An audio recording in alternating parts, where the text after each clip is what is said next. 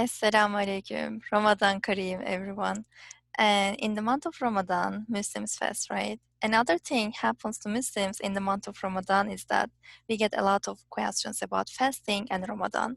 And my favorite question is that you're not drinking anything, not even water. Although this is my favorite question, I will focus on why we are doing this. What's the purpose in this video? And I prepared a short PowerPoint presentation and I got my answers from this book. And this is my Ramadan tradition. I try to read it every year, every Ramadan. And this is from the Risale-i collection, which is a Quran tafsir, Quran interpretation written by Nursi. And Nursi was a Muslim theologian. And in this section, consists of 9 points and explaining 9 purposes. Let me start my presentation.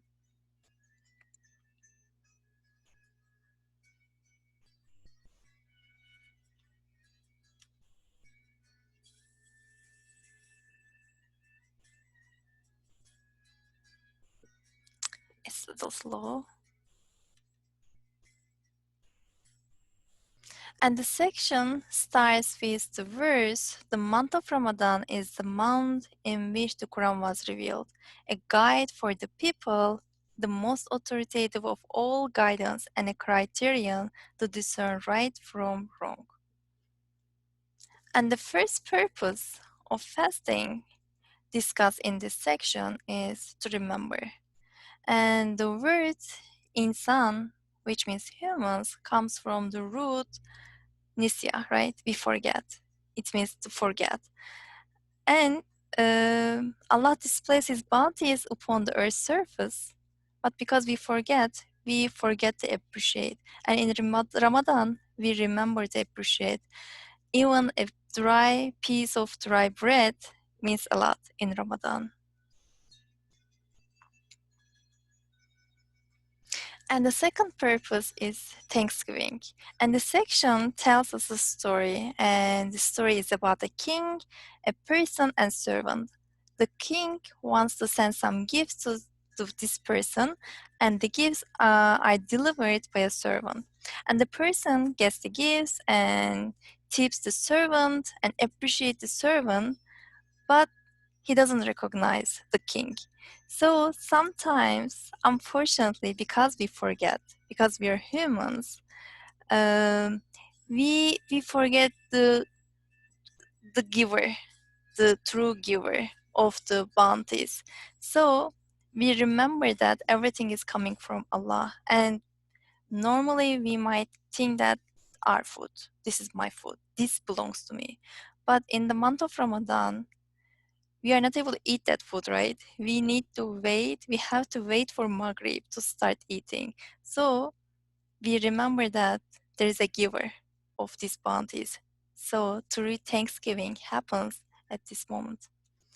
And the third purpose is caring for others and empathy. And caring for others and empathy is about emotions. It doesn't happen logically. So we need to experience something to have these feelings. And hunger makes us more empathetic, and we are caring for others and we are giving more in Ramadan.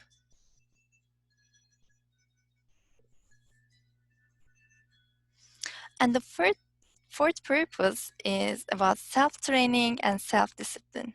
And the carnal self desires to be free and unrestricted, right? But during Ramadan, everyone's selfhood understands that it is owned by one other, not by itself. And it is a servant, not a free agent.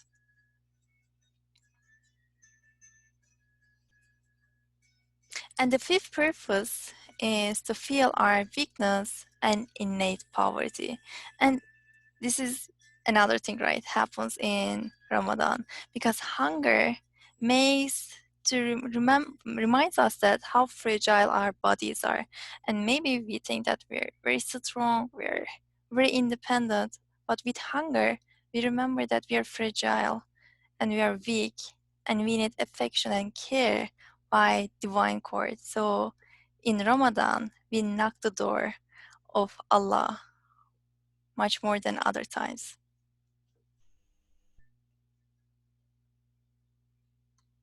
And the sixth purpose is to engage with the Quran.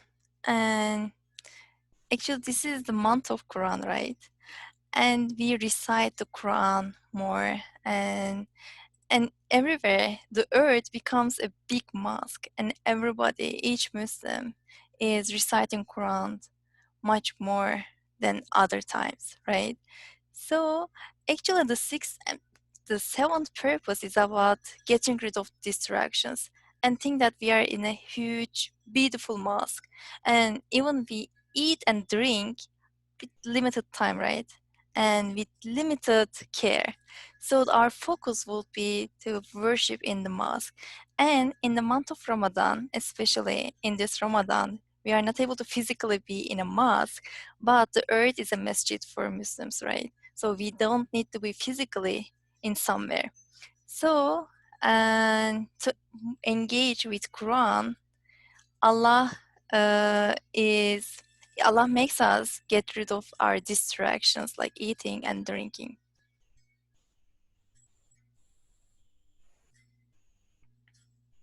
And the seventh purpose is that a profitable trade in the name of afterlife.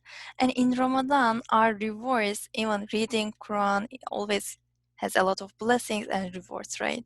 But in the month of Ramadan, everything doubles and much more than doubles. And let me remind you, the rewards for good deeds done during Ramadan are multiplied by 1,000. And one tradition states that 10 rewards are given for each letter of the Quran. Reciting one letter means 10 good deeds and brings forth 10 fruits of paradise. But during Ramadan, this reward is multiplied by 1,000. And then each letter, and the reward is even greater on Ramadan's Friday nights. Furthermore, each letter is multiplied 30,000 times if recited during the night of power, Laylatul Qadr.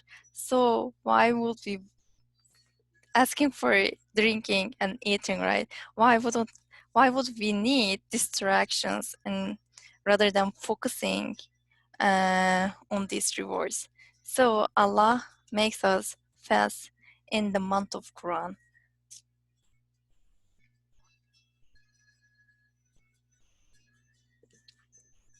And the eighth purpose is to put people on a physical and spiritual diet. And with the fourth purpose, actually, it is a mental preparation for the eighth purpose. And fasting Ramadan refines a person's heart, spirit, reason, and innermost senses. Even if the stomach complains, these senses rejoice. And the other thing is that based on transpersonal psychology, it says that to keep our mental health, we need some spiritual experiences and we need to experience some other dimensions, spiritual dimensions. And alhamdulillah, it happens in Ramadan, right? So, and other thing is that we are getting a very physical training.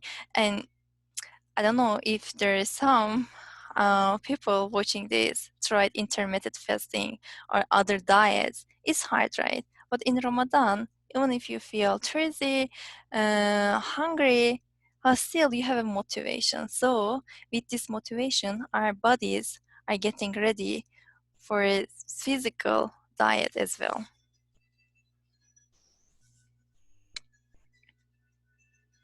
And the last purpose is that to break the carnal self's illusory lordship. And let me remind you a hadith. And Allah's messenger relates that Allah Almighty asked the carnal self, "Who am I? And who are you?" It replied, "You are yourself, and I am myself." However much Allah tormented it and repeated its questions, he received the same answer. But when he subjected it to hunger, it replied, "You are my all compassionate Lord, and I am your helpless servant." So, unfortunately, our nafs, they get spoiled, right? And if we don't keep them busy, busy with the truth, it will keep us busy with falsehood.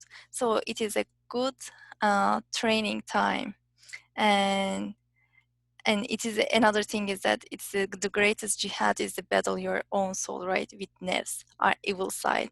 So it is a good time for doing this in the month of Ramadan. And this section ends with prayer, and I'm leaving you alone with the prayer, and Jazakallah, Ramadan Mubarak.